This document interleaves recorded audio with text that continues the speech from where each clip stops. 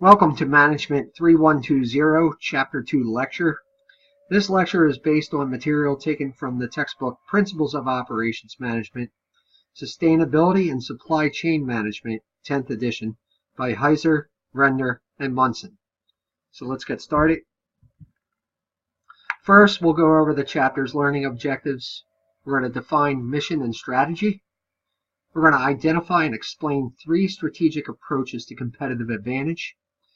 Then we're going to understand the significant key success factors and core competencies. And we're going to use factor rating to evaluate both country and provider outsources. And we're going to identify and explain 4 global operations strategy options. So today's successful operations manager has a global view of operations strategy. Since the early 1990s, nearly 3 billion people in developing countries have overcome the cultural, religious, ethnic, and political barriers that constrain productivity. And now they are all players on the global stage. As these barriers disappear, simultaneous advances are being made in technology. Also in reliability, as far as when it comes down to shipping, and expensive communication. So these changes mean that increasingly firms find their customers and suppliers located around the world. The unsurprising result is illustrated here, right here on this slide in figure 2.1. This illustrates the steady growth of world trade over time.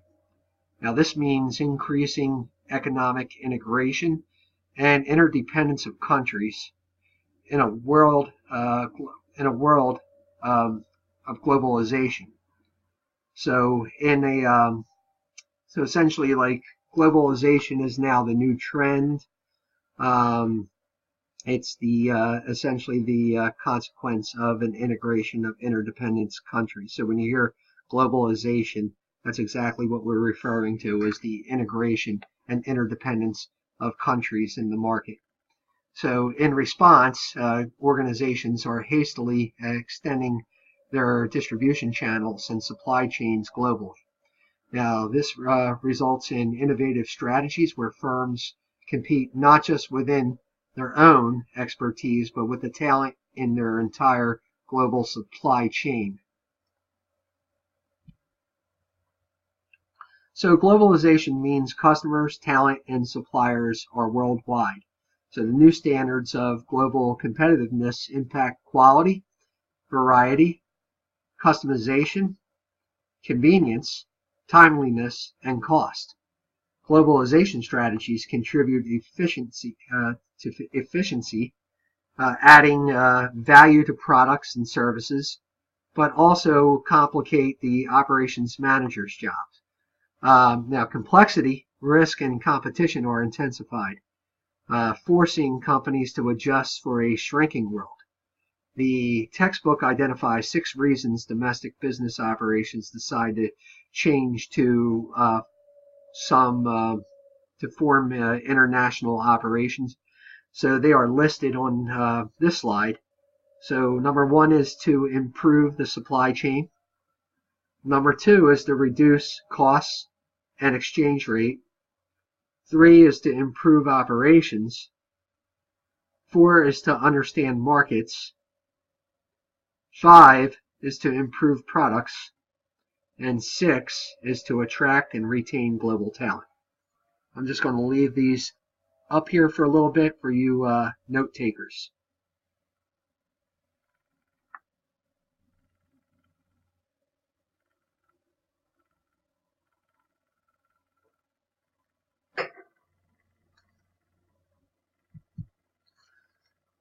So the supply chain can often be improved by locating facilities in countries where unique resources are available.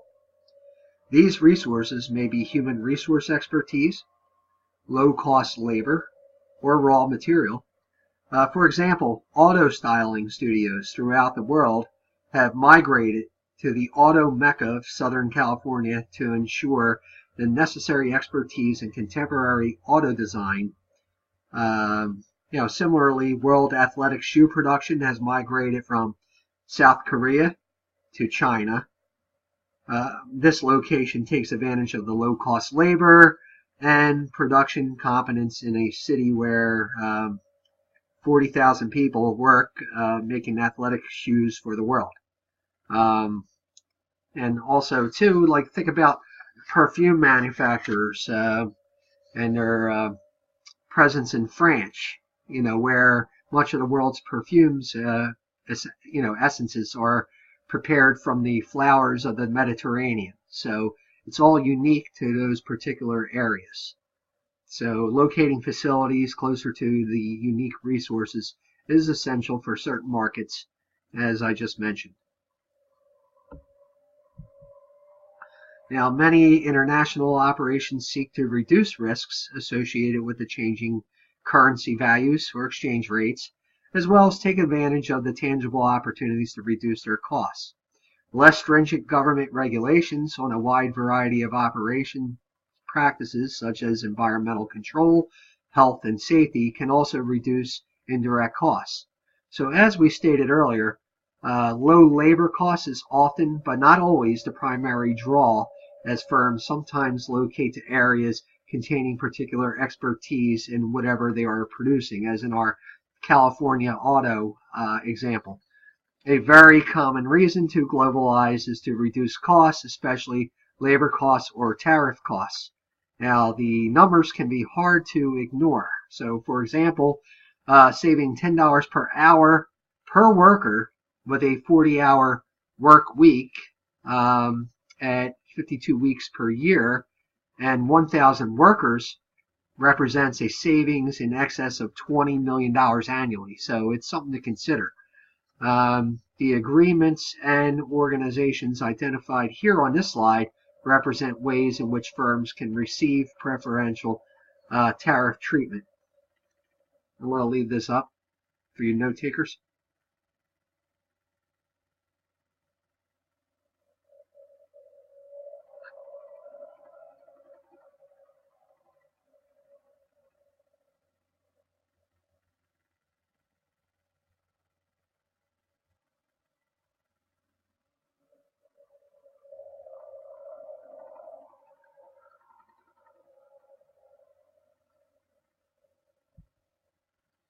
Okay, not all great ideas come from one place. Internationalization provides access to great ideas from around the world. Plus locating overseas can provide better and quicker service to customers located in those countries. Operations managers learn from better understanding of management innovations in different countries. For instance, the Japanese have improved inventory management. The Germans are aggressively using robots, and the Scandinavians have contributed to improved ergonomics throughout the world.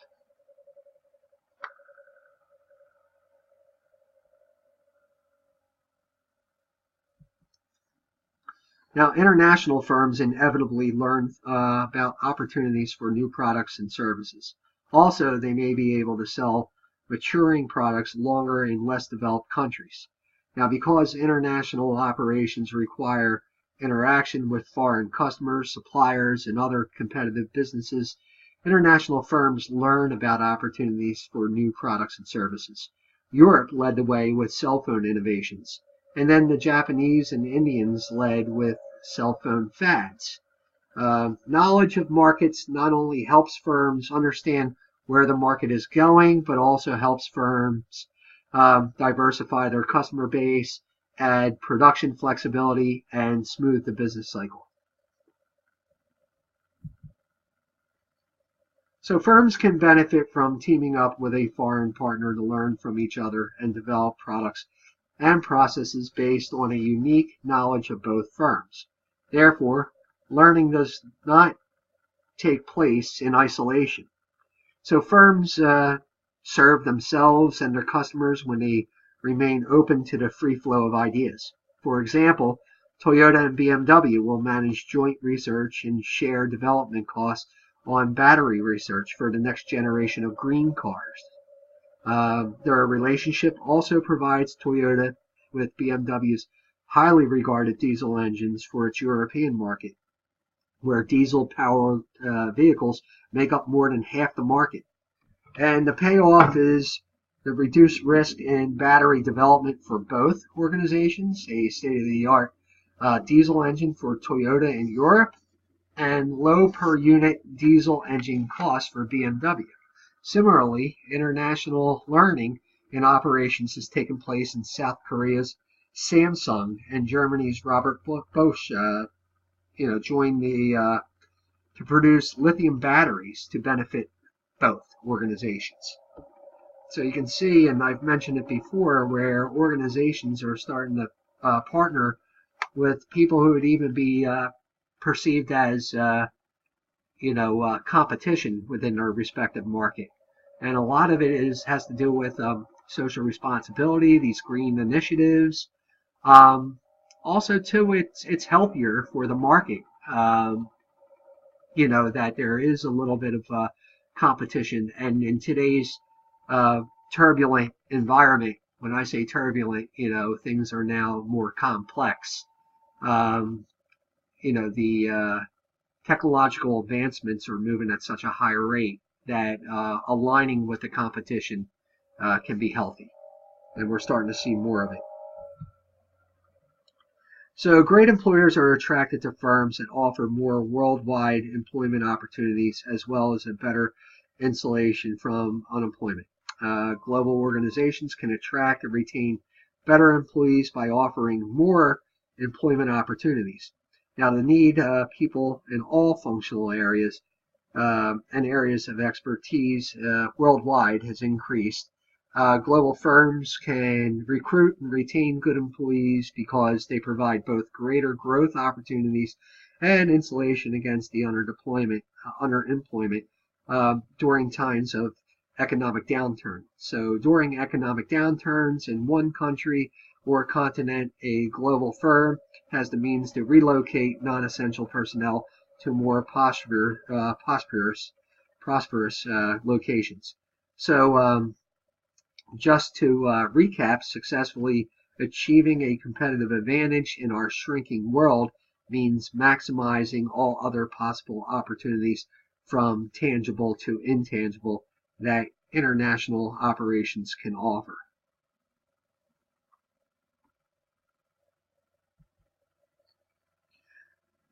So whereas there are great forces driving firms toward globalization, many challenges remain.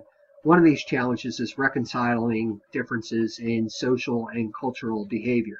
Now, with issues ranging from bribery to child labor issues to the environment, managers sometimes do not know how to respond when operating in a different culture. What one country's culture deems acceptable may be considered unacceptable or illegal in another. It is not by chance that there are fewer female managers in the Middle East than in India, for example, or even here in the U.S. Now, in the last decade, changes to international laws, agreements, and codes of conduct have been applied to define ethical behavior among managers around the world.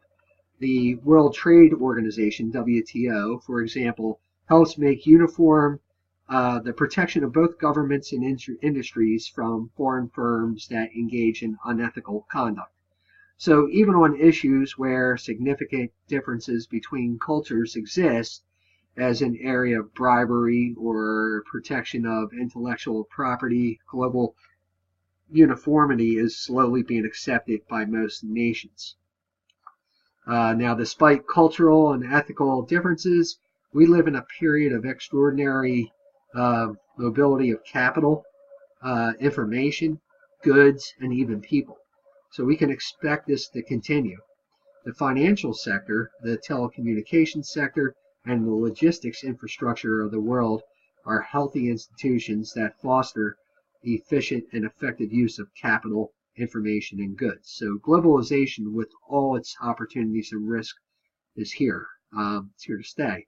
It must be embraced as managers develop their missions and strategies. And this slide lists many of the factors that may have been may be considered in global location decisions. So, national literacy rate, rate of innovation, that's very important. Is the rate of where you're looking at consistent with the rate of where you need to be? The turbulence of change we're fostering here. Will your products keep up with the market? Rate of technology change. Are you going to be able to engage in effective change management at the rate? Number of skilled workers, are they there to help sustain your operations? Political stability, is your product or your operations or even your company brand consistent with the value system of the country you're looking to relocate to or set up shop in? Product liability laws, export restrictions, that's pretty important. Once your product is developed, are you going to be able to export it? Variations in language, there are going to be operational and strategic impediments because the lack of communication. Work ethics, are they the same? Here in the United States, we've developed our infrastructures based on at least a 40-hour work week. Can you bet on that, in your next location? Tax rates, inflation, availability of raw materials, interest rates, population, transportation infrastructure, and communication system. These are all important. And this slide illustrates parent companies and home countries of certain products. Some of these you may not even have realized. I'm just going to leave this slide up here so you can take it in.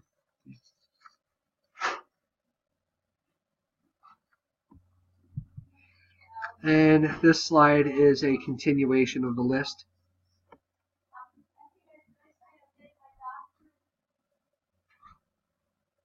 And an organization's mission is its purpose.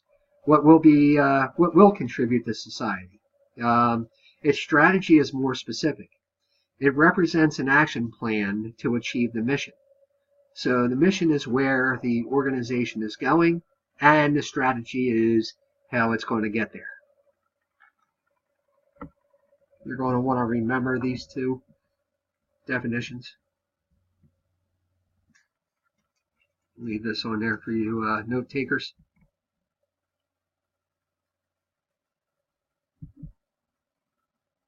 Now, economic success, indeed survival, is the result of identifying missions to satisfy a customer's needs and wants. We define the organization's mission as its purpose, what it will contribute to society. Mission statements provide boundaries and focus for organizations and the concept around which the firm can rally. The mission states their rationale for the organization's existence.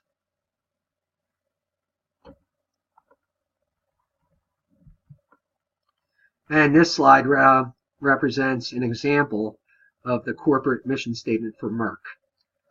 Notice the focus on quality, innovation, customer satisfaction, employee satisfaction, and stakeholders all wrapped up in one.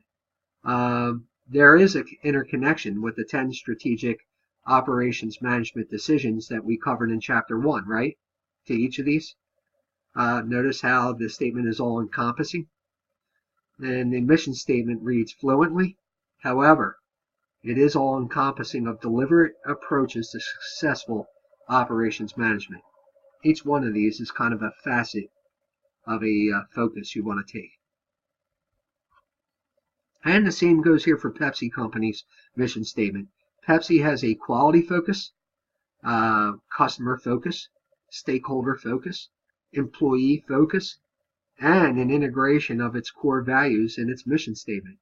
The integration of a value system in a mission statement is an effective way of shaping behavior in the organization to operate ethically, kind of foster ethical decision making. However, it needs to go beyond the mission statement. So organizations need to socialize this mission statement or their mission statements and value systems, so employees identify with the purpose. And finally, this example represents Arnold Palmer Hospital. Again, look at the concentration on values and quality.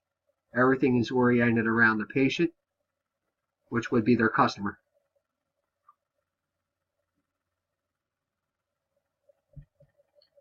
And as I pointed out in the previous slides in which we were referencing the 3 sample mission statements, this slide suggests that several more considerations than profit maximizing play a role in shaping a firm's mission.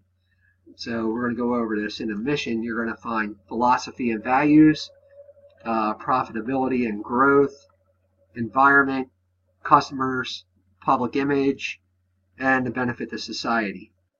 Whereas most organizations do wish to turn a profit, and there's nothing wrong with that, organizations need to be careful when prioritizing profits as a driving force. It may result in ethical issues wherein employees are looking to meet financial goals at all costs.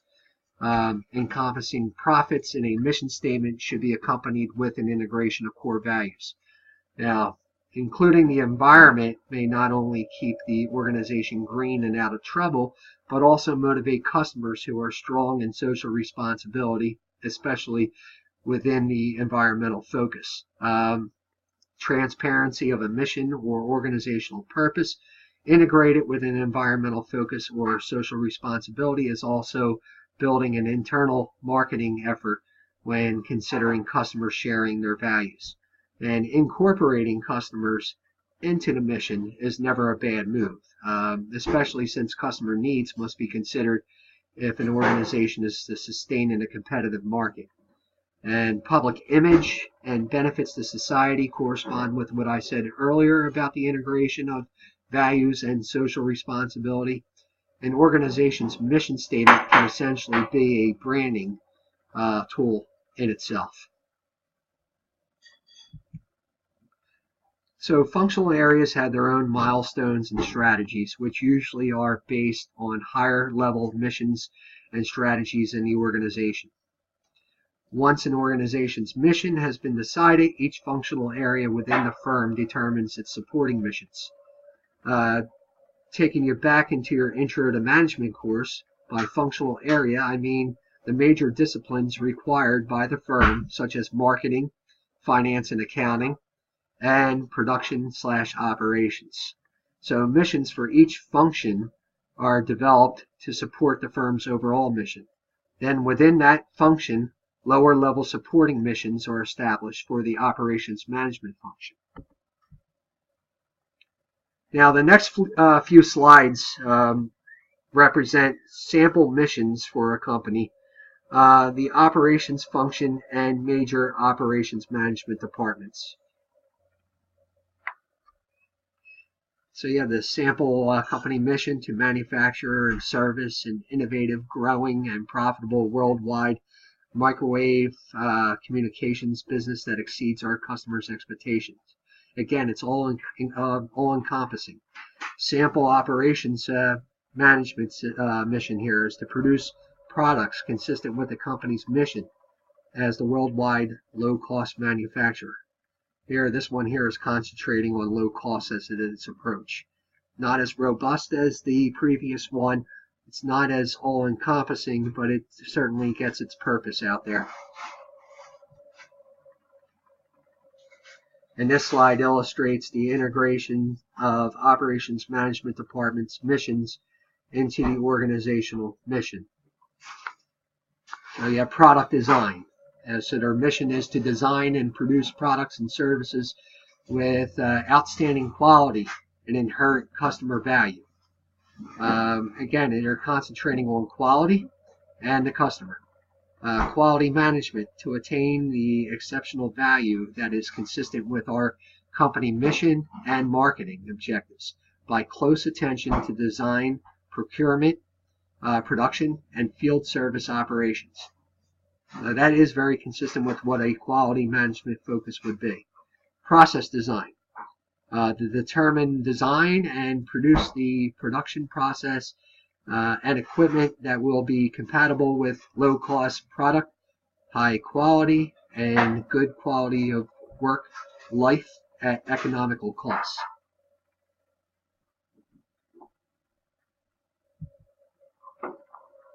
And continuing with the Operations Management Department missions, here we have location, to locate, design, and build efficient and economical facilities that will yield high value to the company, its employees, and the community. So do you see how this one corresponds when we were talking about outsourcing and going global? How that can incorporate, or there could be an integration of that, because the focus is, in fact, to be efficient. Layout design, to achieve through skill, imagination, and resourcefulness in layout and work methods, production effectiveness and efficiency, while supporting a high quality of work life. And then finally, we have human resources on this slide, to provide a good quality of work life with well-designed, safe, rewarding jobs, stable employment, and equitable pay in exchange for outstanding individual contribution from employees at all levels. So here you have both sides of the coin there. You have all the human resource functions, but also the imposed obligation that human resources places on the employees to be outstanding in their contribution.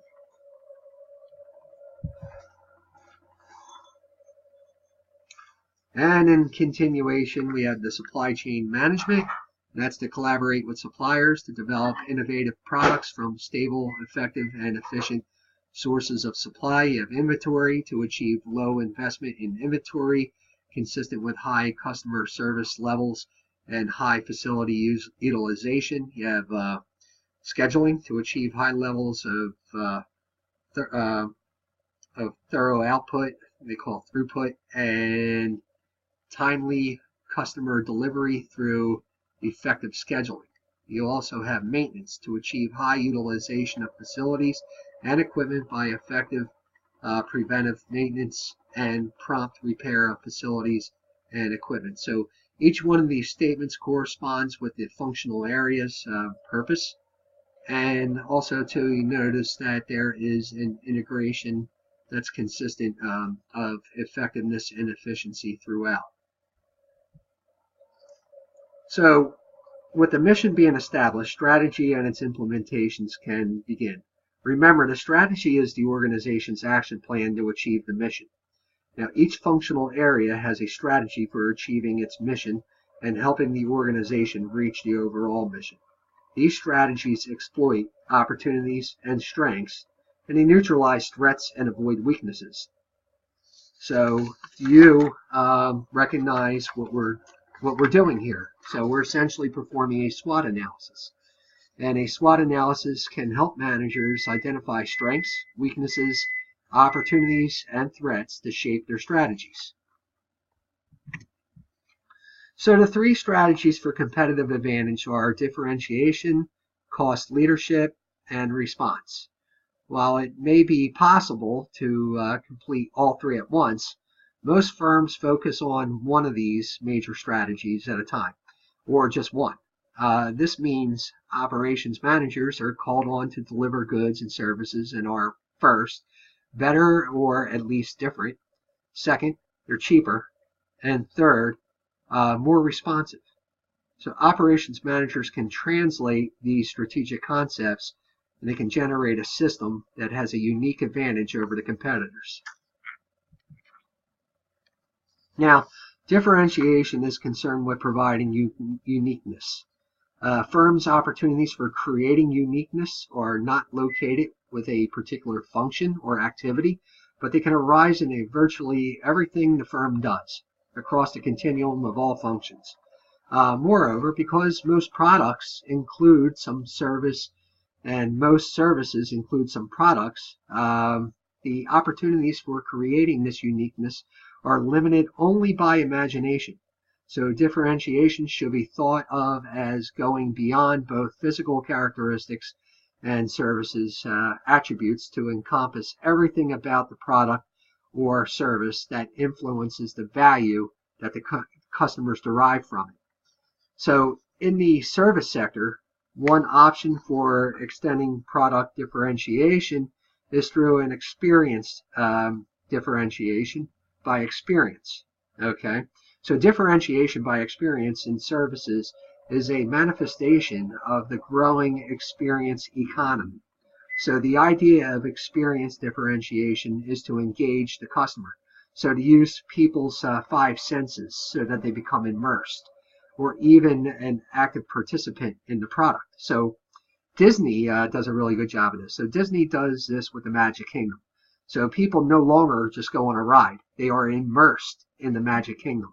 They're surrounded by dynamic visual and sound experiences that complement the physical ride itself. So you also have themed restaurants such as Hard Rock Cafe. So they differentiate themselves by providing an experience. So Hard Rock engages the customer with classic rock music.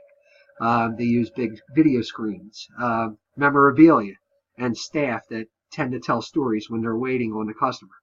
The result is a dining experience instead of just a meal. So that is differentiation. That's what they call experience differentiation. You're using the five senses of the customer. So, like I already stated, experience differentiation involves engaging a customer with a product through imaginative, using the five senses.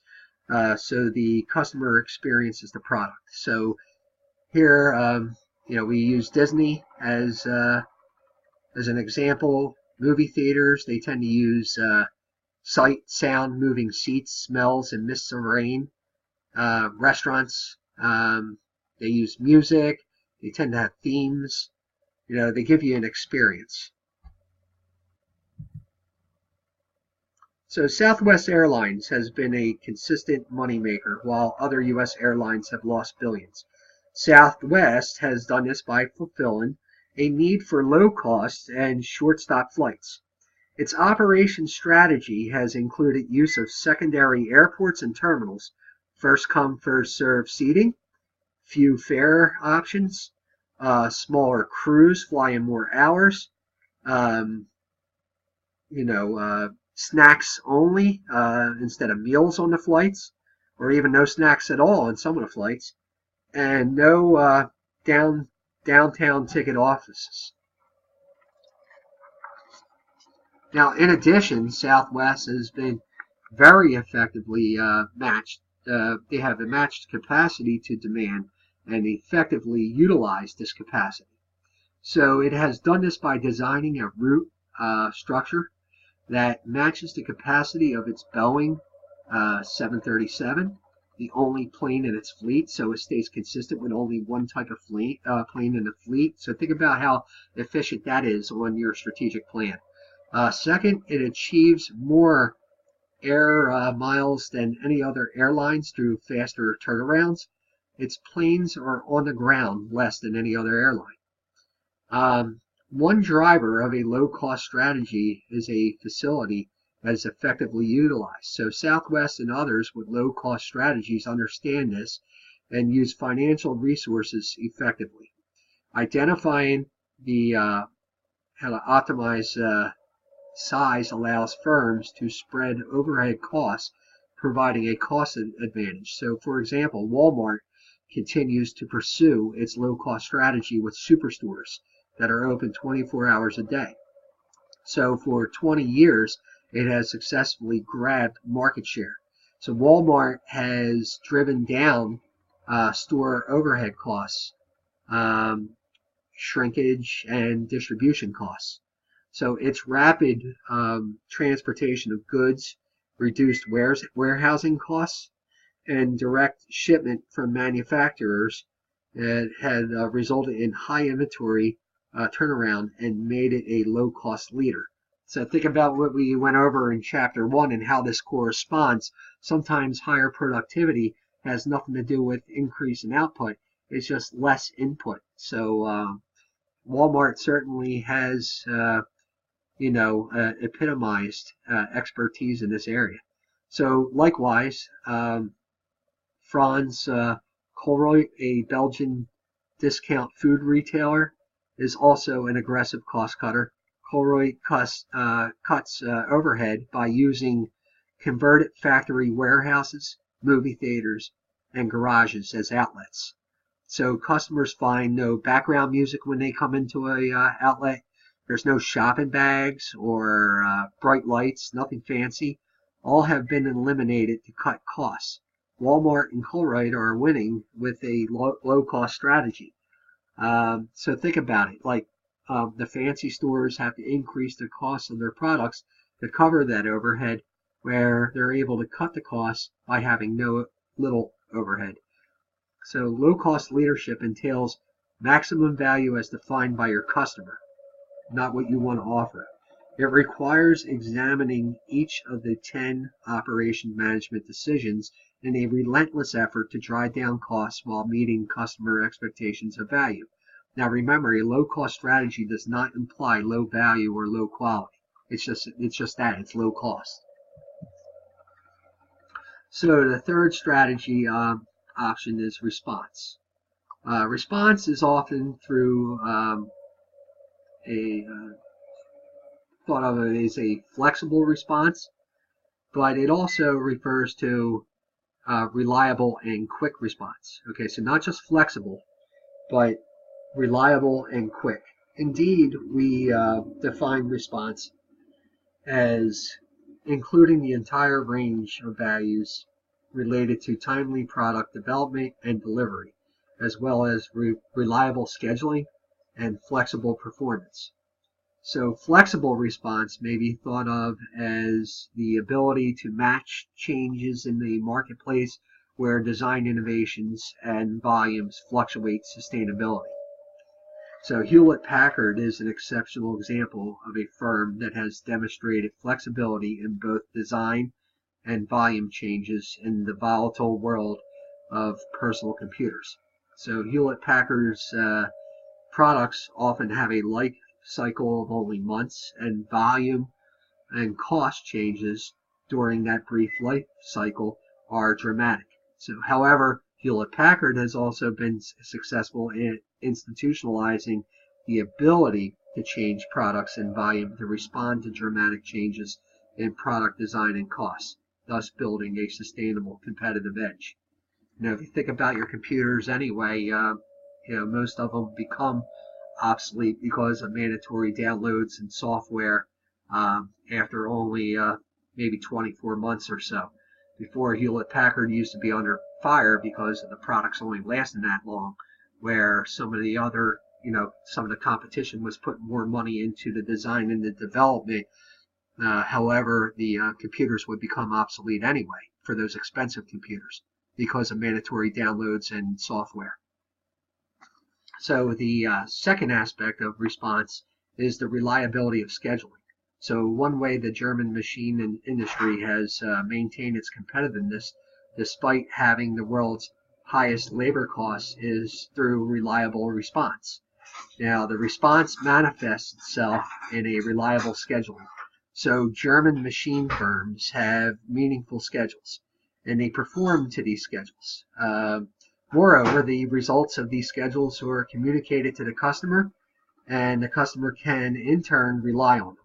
So consequently, the competitive advantage generated through a reliable response has value to the end customer.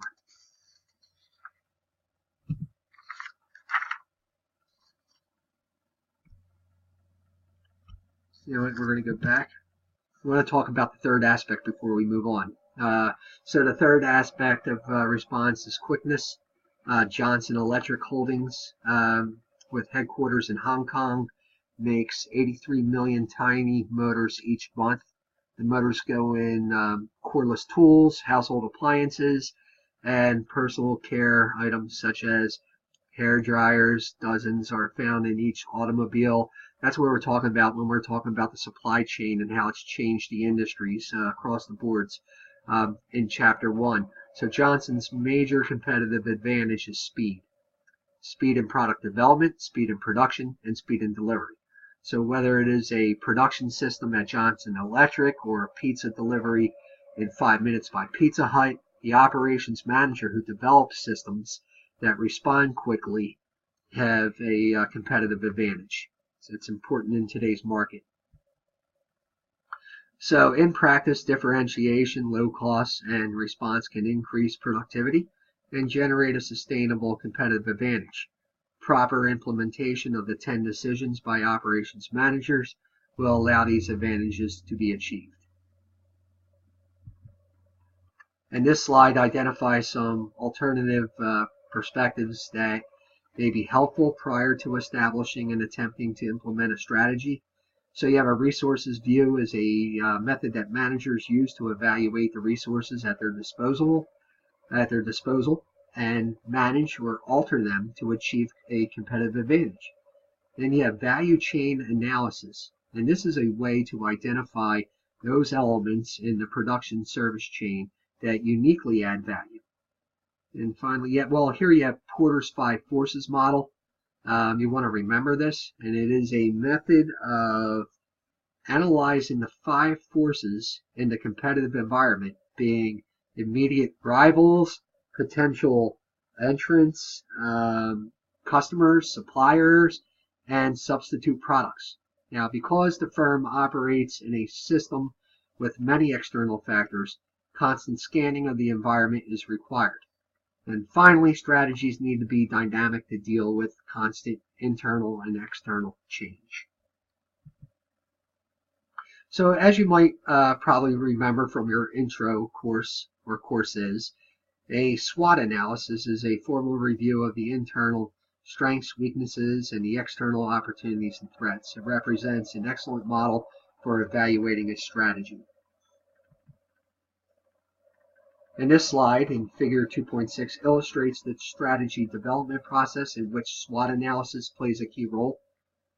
Now you're analyzing the environment where you're identifying the strengths, weaknesses, opportunities, and threats. It's usually early on here. You understand the environment, customers, industry, and competitors. Next, you determine the corporate mission, state the reason for the firm's existence. This is going to be the driving force of your strategy, and identify the values it wishes to create. From a strategy, then you're going to build a competitive advantage such as the low price, design, or volume flexibility, quality, quick delivery, dependability, and after-sales service. And finally, broad product lines.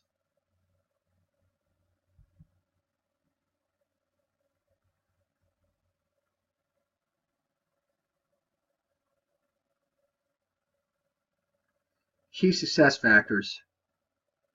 They are the activities that are necessary for a firm to achieve its goals. It's as simple as that. Once identified, the next step is to group the necessary activities into an organizational structure. And that structure then needs to be satisfied with personnel who get the job done right.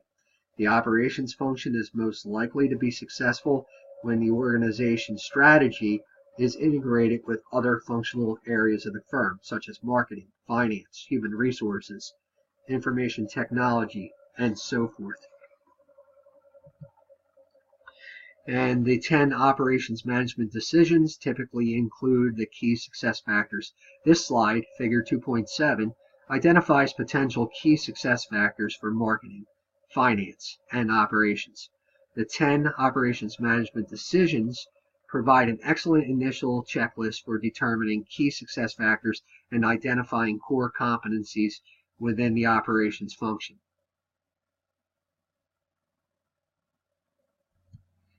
And figure 2.8 from the text illustrates an activity map, which is a graphical link of competitive advantage, key success factors, and supporting activities. So when you have a chance, visit page 44 in the textbook to get a better look at the activity mapping of Southwest Airlines' low-cost competitive advantage.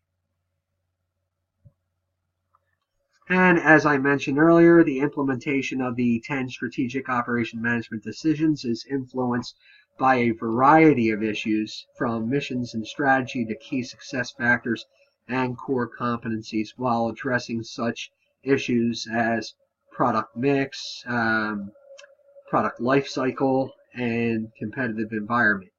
Now, because each product brings its own mix of attributes, the importance and method of implementation of the 10 strategic operation management decisions will vary.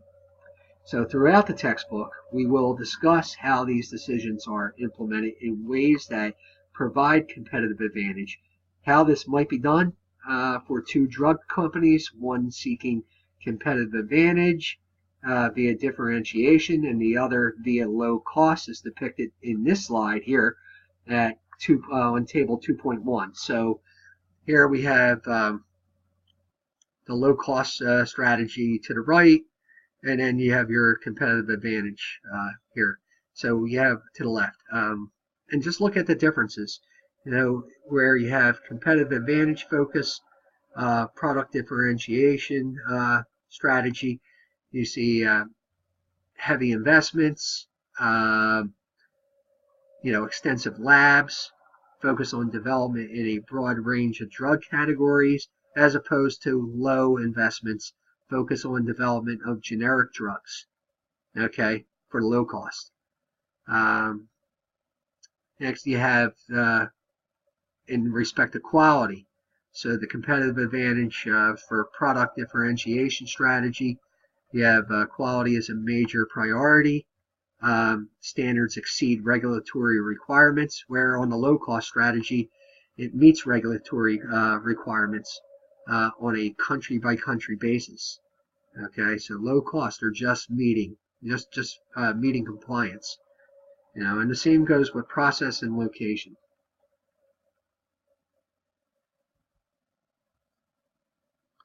And this is just a continuation of the differences.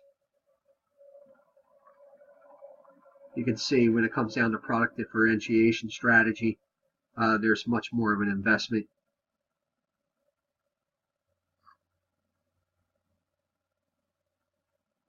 Focus on exceeding standards, higher quality, as opposed to just meeting in compliance. So this slide introduces the concept of outsourcing, which transfers certain activities to specialty providers, allowing firms to focus on their core competencies. Now, we often assume that outsourcing also always implies that jobs are sent to other countries, but that's not always the case. So processes are often outsourced to domestic suppliers, as occurs when firms use third-party logistics providers. Then the concept of outsourcing is not new, but in this slide it illustrates why the use of outsourcing has been increasing in recent years. You have technical expertise, reliable increase in cheaper transportation offerings, and rapid development and deployment of advancements in telecommunications and computers are all factors. And this slide describes how the outsourcing of manufacturing represents an extension of the long-standing practice of subcontracting. So when performed on a continuing basis, this becomes contract manufacturing. In addition, these days, like numerous non-core internal service functions such as payroll and legal are being outsourced to specialists.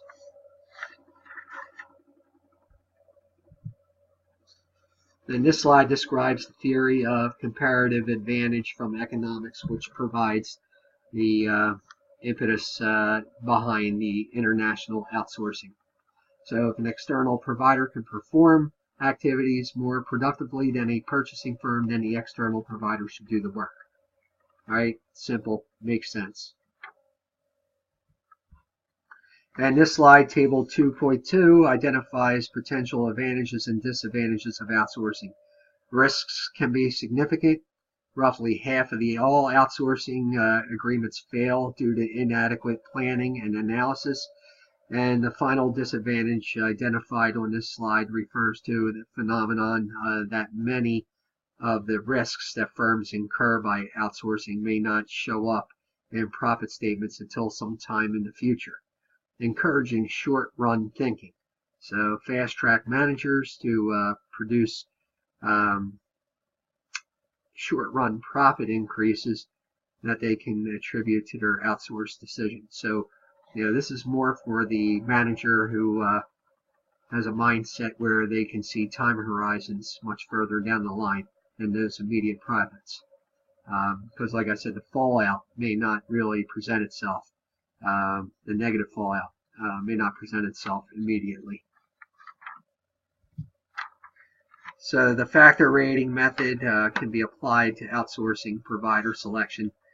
Different factors are assigned different importance in weights. So a weighted average must be computed.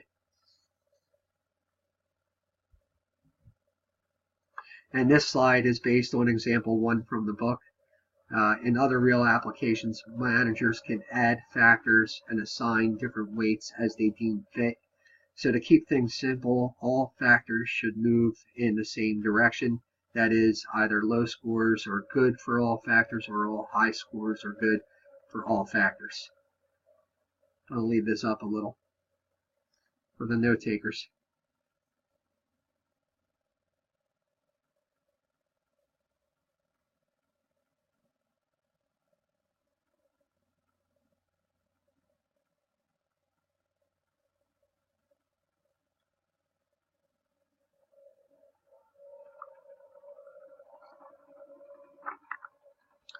And you can revisit your text for this.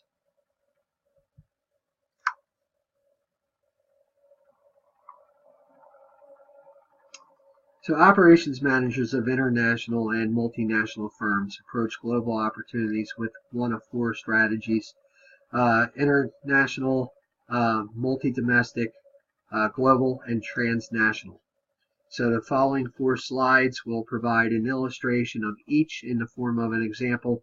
And the matrix of figure 2.9 right here has a vertical axis of cost reduction and a horizontal axis of local responsiveness. So local responsiveness implies quick response and or the differentiation necessary for the local market. Now, the operations manager must know how to position the firm in this matrix. So for this slide specifically, an international strategy uses exports and licenses to penetrate the global arena. So this strategy is the least advantageous, with little local responsiveness and little cost advantage. But an international strategy is often the easiest, as exports can require little change in existing operations, and licensing agreements often leave much of the risk to the licensee. And a global strategy has a high degree of centralization, with headquarters coordinating the organizations to seek out standardization and learning between plants, thus generating economies of scale. This strategy is appropriate when the strategic focus is cost reduction, but has little to recommend when the demand for the local responsiveness is high. Okay, so this is not really recommended when the demand for local responsiveness is high. Now, Caterpillar, the world leader in earth-moving equipment, and Texas Instruments, being the world leader in semiconductors, pursue global strategies. So Caterpillar and Texas Instrument find this strategy advantageous because the end products are similar throughout the world. So earth-moving equipment is the same in Nigeria as it is here in Iowa. And the multi-domestic strategy has decentralized authority with substantial autonomy at each business. So these are typically subsidiaries, franchises, or joint ventures with substantial independence. And the advantage of this strategy is maximizing a competitive response for the local market. However, the strategy has little or no cost advantage. So many food producers, such as Heinz, use multi-domestic strategy to accommodate local tastes because global integration of the production process is not critical. The concept is consistent with the mindset of we are a successful company in the home market. Let's export the management talent and processes, not necessarily the product, to accommodate another market. And a transnational strategy exploits the economies of scale and learning, as well as pressure for the responsiveness by recognizing that core competence does not reside in just the home country, but it can exist anywhere. It can exist anywhere in the organization. Transnational describes a condition in which material, people, and ideas cross or transgress national boundaries. So these firms have the potential to pursue all three operation strategies. Such firms can be thought of as world company, whose country identity is not as important as their independent network of worldwide operations. And you have Nestle is probably a best example of such a company. Although it is legally a Swiss company, 95% of its assets are held and 98% of its sales are made outside Switzerland. Fewer than 10% of its workers are Swiss. So this concludes the Chapter 2 lecture. Be sure to complete all the expectations and deliverables associated with this chapter, and I will see you in Chapter 3.